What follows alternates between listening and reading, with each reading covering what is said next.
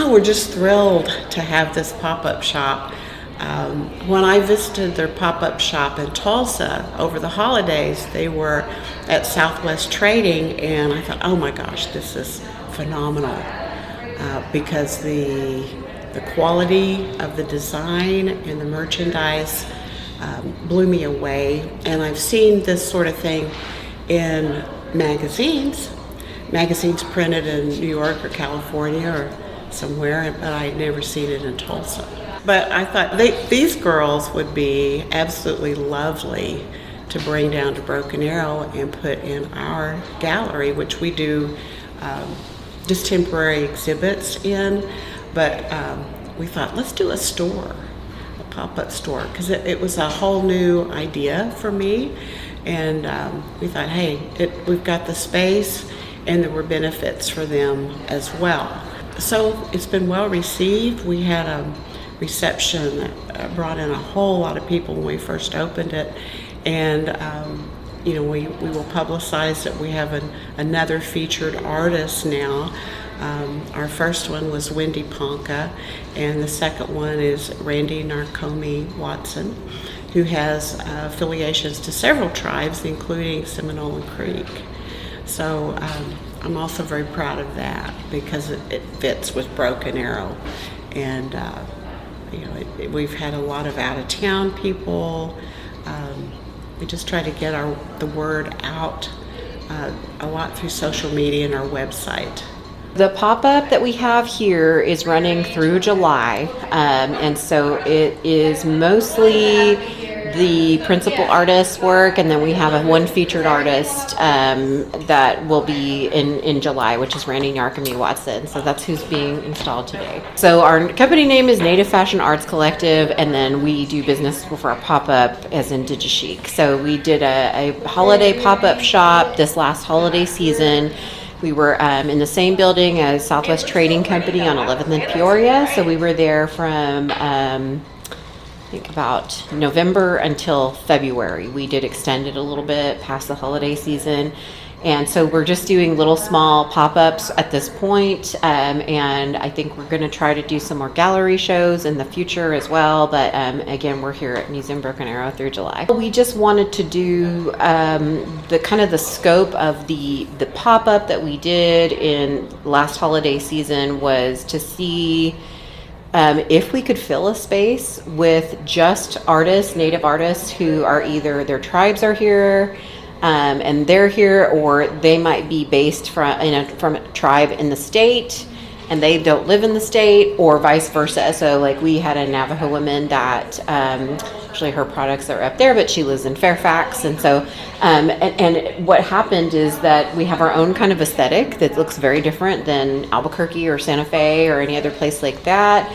We were able to fill up that shop, and in fact we could probably use more square footage with just that kind of narrow scope. So that was one of the first things that we did to try to figure out what this brick and mortar model looks like for artists like us. Again, a lot of us are online and booth artists. So we don't have a permanent location where we do business. And so that first one was really just an experiment and kind of a pilot to see what the response would be. And it's been really wonderful. So we've been able to, we know there's a viable market for this, that people want it. And particularly I'm interested in the aesthetic that people from this area create, which is again very different than the Northwest Coast, the Southwest, and so it's exciting to see that. We do ask participating artists to give us or sell things on consignment. That's one of the models we use. Anything starting from $5 to $15. So we have things there in that price range. A lot of things we sell are in the $40 to $80 price range. And then everything else is, we do have things that are more expensive than that for sure.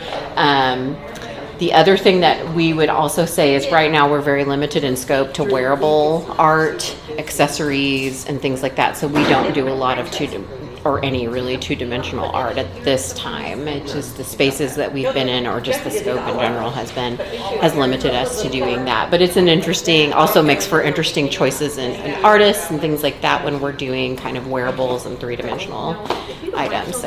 So I do a lot of beadwork. My company is called INDIGICHIC Creations, and so I do beadwork. I do bead weaving. I have things over here that are like these little pieces, these little post earrings that have a double back on them, things like that. I do these, I think I've got some on, wearing some of mine, but yeah, so that's what I do a lot of. So I do a lot of jewelry, bracelets, necklaces, and things like that. So I would direct you to INDIGICHIC.com, which has a list of all the artists that were part of the pop-up shop for us, and their social media and or websites. I think that I do a little bit of everything. Mostly I love doing the things that are on the wall hanging. Those are kind of like my passion. I really love to do those pieces. But then what I really try to do also is blend modern with very cultural arts as well. So if you'll kind of see the blend,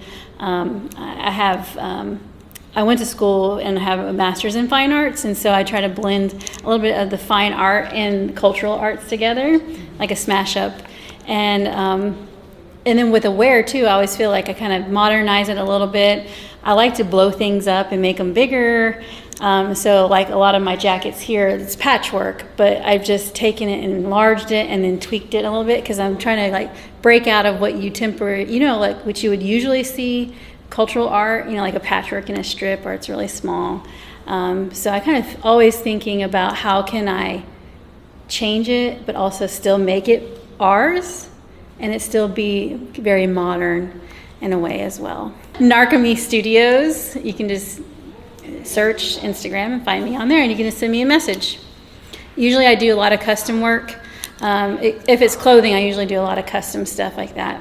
I would say that I'm usually a pretty conceptual artist, so I always think about what am I trying to say first, and then I build from there. How do I say it? How do I use what I have in order to say that? So like this one right here, you can see it's the Mvskoke knot, but I use patchwork, and I like to use the white on white, because I'm talking about, I'm referring to, our history a little bit, that we were supposed to be, removed and get rid of our traditions and not, have those things anymore. But talking about how we do still have them here. It's very present in our life. And then this is talking about, so this is right here, these words are talking about planting sage and planting. And so I use that, and the idea was that we're still here, and that it's raining down, and that we're growing. So we're still growing, and and that's where the flowers are coming from. I always find it very interesting that a lot of people don't know Seminole and Creek people used beadwork, and that they had a lot of floral motifs, in the older stuff in the 1800s. And so I'm really interested in that, and so I do a lot of researching on what kind of those motifs were, or designs were, and I found these beautiful flowers from some of the bandolier bags, and I kind of just took some of those and drew my own and incorporated them. I would like to thank Museum Broken Arrow for inviting us to come and do this show. They've been really wonderful to work with, and I also thank Southwest Trading Company for being such good partners with us for our last pop-up shop. Excuse me.